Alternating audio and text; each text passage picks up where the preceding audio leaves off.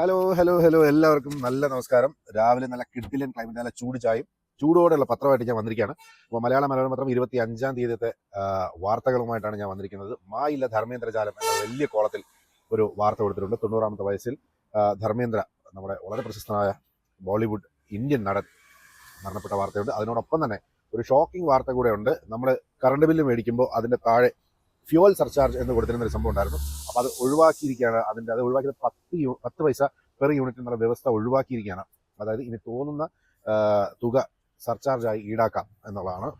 അപ്പം അതിന് ഒരു നിയമതടസ്സം നിലവിലുള്ളത് റെഗുലേറ്ററി കമ്മീഷൻ അനുവദിച്ചാലേ അത് പറ്റുള്ളൂ എന്നാണ്. സ്വാഭാവികമായും റെഗുലേറ്ററി കമ്മീഷൻ അനുവദിക്കാതിരിക്കേണ്ട കാര്യങ്ങളൊന്നും കാണുന്നില്ല. കാരണം എല്ലാവരും ഒരു കൈയാണല്ലോ. അപ്പം അതൊന്ന് പ്രത്യേകം ശ്രദ്ധിക്കുക. ഇനി വരുന്ന കറണ്ട് ബില്ലുകളിൽ ചാർജ് കൂടാനുള്ള സാധ്യത ഉണ്ട്. അതിനോടൊപ്പം തന്നെ തദ്ദേശ തെരഞ്ഞെടുപ്പ് മത്സര ചിത്രം തെളിഞ്ഞിരിക്കുകയാണ്. 72,005 സ്ഥാനാർത്ഥികളാണുള്ളത്. അന്തിമ പട്ടിക പ്രസിദ്ധീകരിച്ചിരിക്കുകയാണ്. അപ്പം ഇനി ഇലക്ഷൻ പ്രചരണവും എല്ലാം നല്ല കൊടുമ്പിരി കൊണ്ട് മുമ്പോട്ട് പോകും എന്നാണ് പറയുന്നത്. അതുപോലെ തന്നെ അകത്തെ പേജിൽ ഒരു മരിയാന ട്രെഞ്ച് രൂപപ്പെട്ടിരിക്കുകയാണ്. ഇവിടെ നമ്മുടെ അമ്പലമുക്ക് ജംഗ്ഷനിൽ കാലങ്ങളായി പൊട്ടാതിരുന്ന പൈപ്പായിരുന്നു, അത് പൊട്ടിയിരിക്കുകയാണ്. അറ്റകുറ്റപ്പണി നടന്നുകൊണ്ടിരിക്കുകയാണ്. റോഡ് വൺ വേ ആയിട്ടാണ് നടന്നുകൊണ്ടിരിക്കുന്നത്. അമ്പലമുക്ക് വഴി പോകുന്നവരെല്ലാം ഒന്ന് ജാഗ്രത പാലിച്ചു പോവുക, അല്ലെങ്കിൽ മറ്റേതെങ്കിലും ഷോർട്ട് കട്ട് അതുവഴി പോവുക. അത് കഴിഞ്ഞാൽ പിന്നെ ഉള്ളത് വാക്സിനേഷൻ്റെ പ്രതിരോധ ശേഷി പരിശോധിക്കാൻ ഇനി ചെലവ് കുറയും പേവിഷബാധയുടെ എന്നൊരു വാർത്ത വന്നിട്ടുണ്ട്. തോന്നക്കൽ ഇൻസ്റ്റിറ്റ്യൂട്ട് ഓഫ് അഡ്വാൻസ്ഡ് വൈറോളജിയാണ് സാങ്കേതിക വിദ്യ വികസിപ്പിച്ചിരിക്കുന്നത്. നല്ലൊരു വാർത്തയാണത്. അതുപോലെ കെണിയൊരുക്കി അപകടക്കുഴി എന്നൊരു വാർത്തയാണ്. മലയൻകീഴ് റോഡിൻ്റെ നടുക്കുള്ളൊരു അപകടത്തെപ്പറ്റി സൂചിപ്പിച്ചിട്ടുണ്ട്. പേപ്പട്ടി എന്ന സംശയം അനങ്ങാതെ കോർപ്പറേഷൻ. വീണ്ടും തെരുവ് നായ ആക്രമണം വളരെ രൂക്ഷമാണ്. അത് എല്ലാ ജംഗ്ഷനുകളിലും ഭക്ഷണ വേസ്റ്റ് തള്ളുന്നിടത്തും ഹോട്ടലുകൾ ഉള്ളിടത്തും ഭയങ്കര ശല്യമാണ്. സ്കൂട്ടറിൽ പോകുന്നവരുടെ പുറകെ പോവുക, നിർത്തിയിട്ടിരിക്കുന്ന വാഹനങ്ങളുടെ സ്പെയർ പാർട്സുകൾ കടിച്ചു പറിക്കുക, ഇങ്ങനെയുള്ള ഭയങ്കര ശല്യമുണ്ട്. നായ്ക്കൾക്ക് ഭക്ഷണം ഇട്ട് കൊടുക്കുന്നവർ ദയവ് ചെയ്ത് വീട്ടിൽ കൊണ്ട് ഭക്ഷണം ഇട്ട് കൊടുക്കണം. വെറുതെ അതിന് ഭക്ഷണം കൊടുത്ത് അതിനെ വളർത്തി അതിനൊരു നേറ്റീവാക്കി മാറ്റരുത്, ദയവ് ചെയ്ത് പ്ലീസ്. അതുപോലെ മണ്ണെടുക്കാൻ 2 ലക്ഷം നേതാക്കൾക്കെതിരെ CPM അന്വേഷണം എന്ന് പറഞ്ഞിട്ടൊരു വാർത്തയുണ്ട്.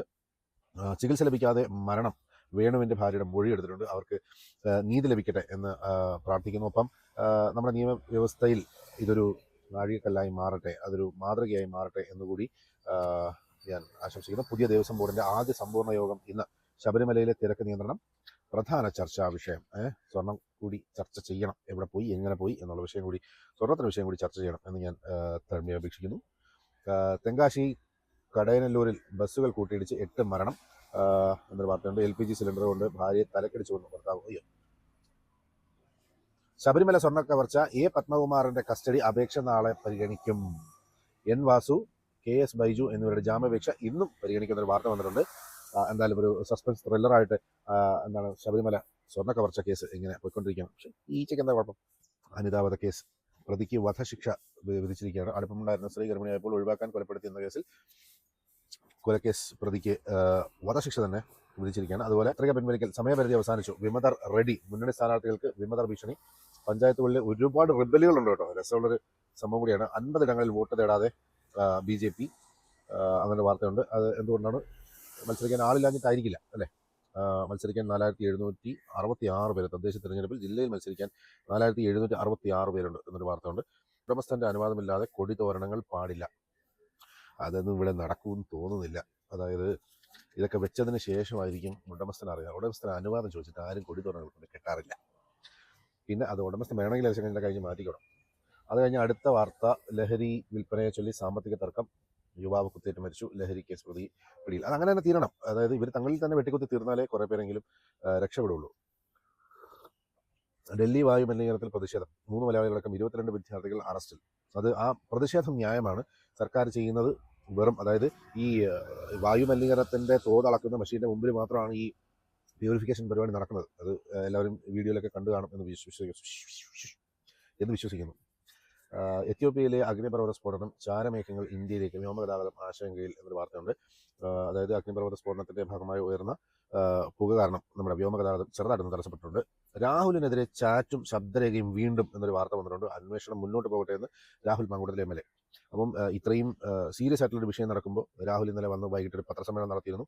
വളരെ ന്യായവും വളരെ ഫോക്കസ്ഡും ആയിട്ടുള്ള കാര്യം രാഹുൽ ഇന്നലെ വളരെ സ്പഷ്ടമായി പറഞ്ഞിട്ടുണ്ട്. അപ്പം ഇതിൻ്റെ പേരിൽ സ്വർണ്ണക്കൊള്ള മുങ്ങിപ്പോകരുത് എന്ന് മാത്രം നിങ്ങളുടെ മുമ്പിൽ വെച്ചുകൊണ്ട് വരും ദിവസങ്ങളിൽ രാഹുൽ എന്തൊക്കെ നടപടികൾ സ്വീകരിക്കും നമുക്ക് കണ്ടറിയാം. മുംബൈയിൽ 11 ലക്ഷം വ്യാജ വോട്ടർമാർ. കരട് വോട്ടർ പട്ടികയിൽ ക്രമക്കേട് കണ്ടെത്തി കോർപ്പറേഷൻ ഉദ്ദേശം. സ്വാഭാവികം, ഇതൊക്കെ ഉണ്ടായില്ലെങ്കിലല്ലേ ഉള്ളൂ. വണ്ടി ചോറിന് റെയിൽവേ പോലീസ് പൊക്കി.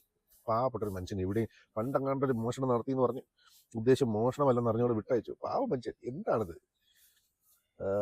രംഗതാർ പാട്ടും തിരിച്ചടിക്ക് കാരണമായി ബീഹാറിൽ ഗായകർക്ക് RJDയുടെ വക്കീൽ നോട്ടീസ്. അങ്ങനെ ഒരു വാർത്ത വന്നിട്ടുണ്ട്. പാകിസ്ഥാനിൽ ചാവേർ സ്ഫോടനം 3 പേർ കൊല്ലപ്പെട്ടു. അങ്ങനെ ഒരു വാർത്തയുണ്ട്. പൗരത്വ വ്യവസ്ഥകൾ ഉദാരമാക്കി കാനഡ. കുടിയേറ്റക്കാരുടെ മക്കൾക്ക് പൗരത്വം ലഭിക്കാൻ എളുപ്പമാകും. അത് കൊള്ളാമല്ലോ.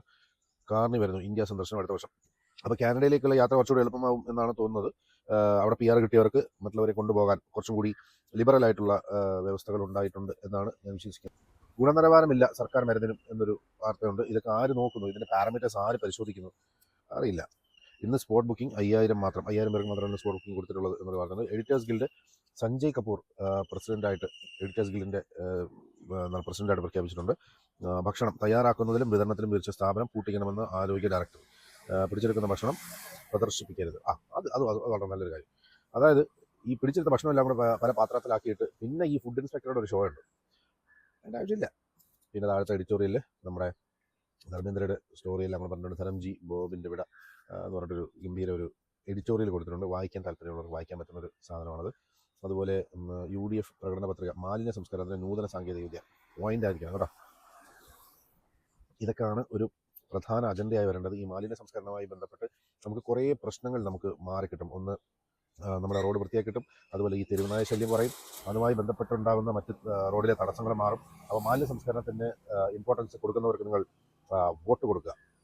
സൈറൻ നെട്ടോ ഇപ്പോൾ പിൻവലിക്കണം. പത്രിക പിൻവലിക്കാൻ ആംബുലൻസിൽ യാത്ര. ഈ എന്തൊക്കെ കാണണമല്ലേ. ചീഫ് ജസ്റ്റിസ് സൂര്യകാന്ത് ചുമതലയേറ്റിരിക്കുകയാണ്. ജസ്റ്റിസ് വിക്രം നാഥ് അതോറിറ്റി ചെയർമാനായി ചാർജ് ചെയ്തത്. ഇന്ത്യയുടെ 53ാമത് ചീഫ് ജസ്റ്റിസ് ആയിട്ടാണ്.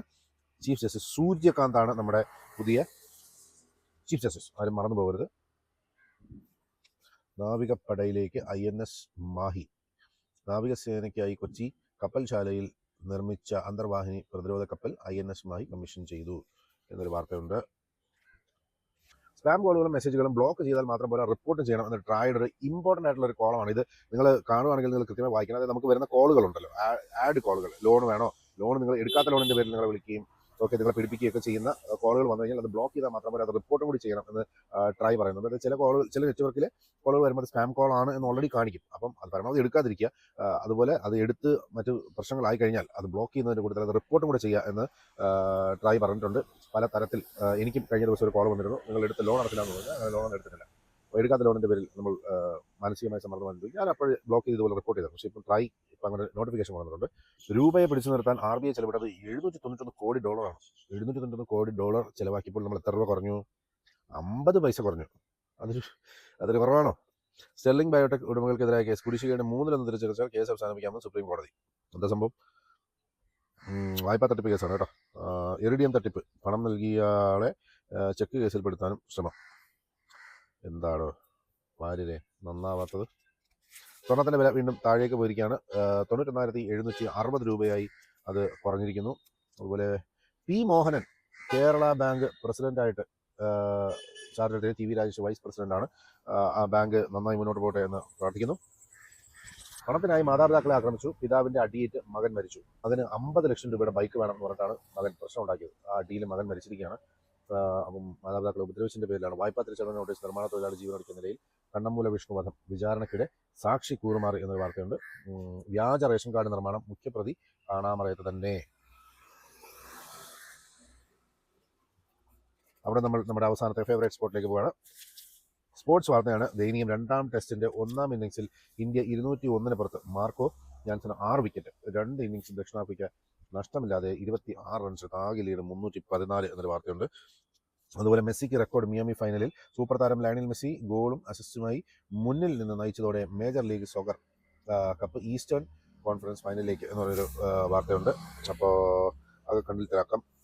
അങ്ങനെ മറ്റ് സംഭവബഹുലമായിട്ടുള്ള വാർത്തകളൊന്നും ഇന്നില്ല. അപ്പം കറണ്ട് ബില്ല് എല്ലാവരും കറണ്ടൊക്കെ സൂക്ഷിച്ച് ഉപയോഗിക്കുക.